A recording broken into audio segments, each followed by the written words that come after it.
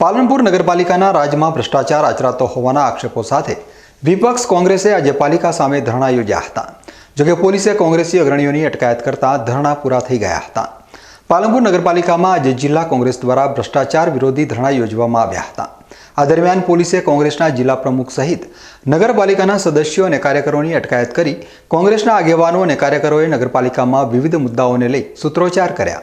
પાલનપુર નગરપાલિકામાં બેફામ ભ્રષ્ટાચાર આચરાતા હોવાના આક્ષેપો સાથે આજે વિપક્ષે અવાજ ઉઠાવ્યો હતો।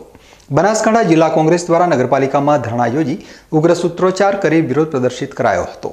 આજે પાલનપુર શહેર કોંગ્રેસ સમિતિ અને અમારા નગરપાલિકા વિપક્ષના નેતા અને કોર્પોરેટરો દ્વારા આજે ધરણાનો કાર્યક્રમ કરવામાં આવ્યો છે। પાલનપુરની આપ જોઈ શકો છો કે નગરપાલિકા ભારતીય જનતા પાર્ટીના શાસકોના હાથમાં જ્યારથી પાલનપુરનું શાસન આવ્યું છે ત્યારથી સતત ભ્રષ્ટાચાર આપ જોઈ શકો છો। ટ્રાફિકની સમસ્યા હોય, આરોગ્યની સમસ્યા હોય, પાણીની સમસ્યા હોય, ગટરની સમસ્યા હોય, આજે પાલનપુર શહેર કે જેને આપણે કહી શકતા હતા કે એક પાલનપુર શહેર એટલે સમૃદ્ધ નગરી, સ્વચ્છ નગરી, અને પાલનપુરમાં જ્યારે કોંગ્રેસનું શાસન હતું ત્યારે નગરપાલિકામાં ખૂબ સારો વહીવટ હતો।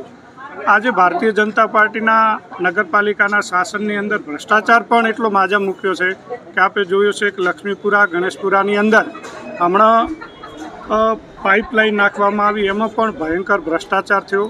જે ગેજની પાઇપલાઇન નાખવી જોઈએ એની જગ્યાએ નાની હલકી ગુણવત્તાની પાઇપલાઇનો નાખી અને એમના પૂર્વ નગરપાલિકાના ચેરમેને જ્યારે આ પ્રશ્ન ઉપાડ્યો ત્યારે અમારા વિરોધ પક્ષના નેતાશ્રીને સમગ્ર અમારા નગરપાલિકાના કોર્પોરેટરોએ પણ ચીફ ઓફિસરને વિનંતી કરી હતી કે આ બાબતે આ ભ્રષ્ટાચારને ઉજાગર કરો।